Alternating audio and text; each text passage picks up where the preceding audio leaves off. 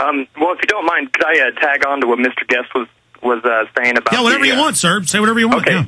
Yeah. It all really picked up steam back after 9/11 when Bush said you're either with us or you're with the terrorists, and from then on, they kind of had an exclusive deal with public opinion, and anybody who said anything outside of that was with the terrorists. And then now, unfortunately, President Obama has taken the hand off from Bush, and now anybody that's against their policies, are racist or otherwise. So, but it's starting to backfire. That that's the point is people can see how bad these hit pieces are, and then they go and look otherwise. So, I think it's kind of blowing up in their face.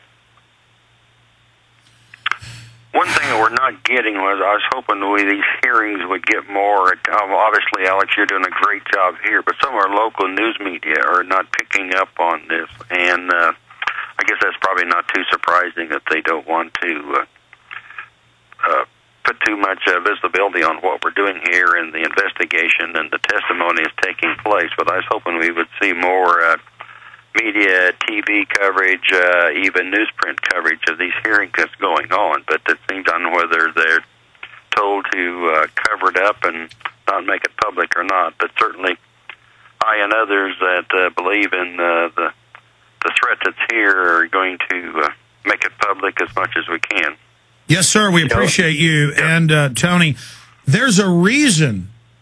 In fact, there's the article. DOD training manual describes protest as low-level terrorism. We have a link to it, and the ACLU's also got a link to it covering it. So, yes, it's real. Protesting is an act of terror because we have terrorists running our country. But, of course, these are secret. It's secret they've turned the police into secret police. It's secret they're all reporting back to the feds. It's secret that they're saying gun owners and veterans are the #1 threat. And they don't want us to know that Homeland Security and Northcom is for us. The feds are controlled by the offshore banks, period. They're fraudulently taking us into receivership. And if we're aware of the fraud they're perpetrating, they won't be able to get away with it. So it is essential that we expose this is going on not just in the U.S. but worldwide, and that this entire police state's been set up for us. And the good news is police and military are really waking up. They're very upset about what's happening.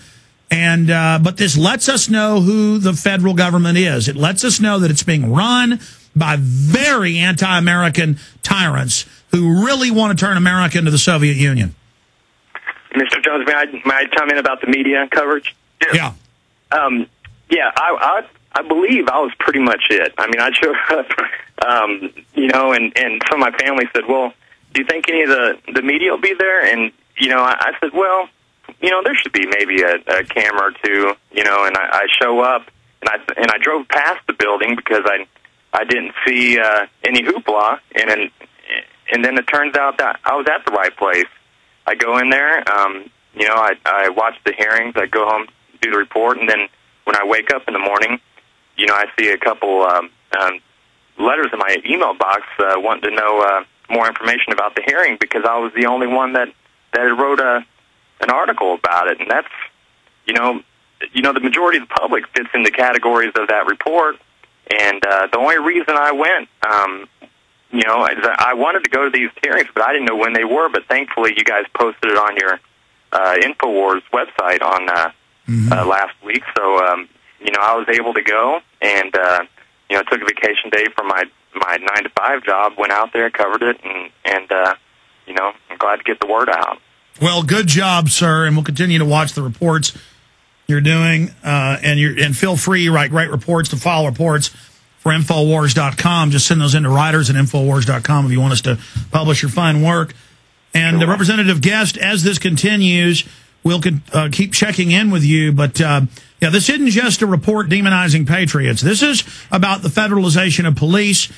Representative Charles Key, of course, of Oklahoma, and others that I've had on from Oklahoma, when they just try to have state sovereignty declaration, or when they say they're going to follow the Bill of Rights, the state police, the local police show up and change the subject and say, don't you want to stop bank robberies? We got to spy on your neighbors.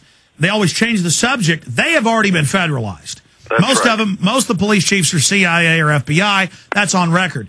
And so we have to understand that we need to start removing these police chiefs and sheriffs and other people that are singing to the wrong sheet of music. We're the people. We run this country, and we're tired of the banking cartel coming in with a corporate takeover. And so when you've got the police trying to come in and muscle the state representatives, that's called treason.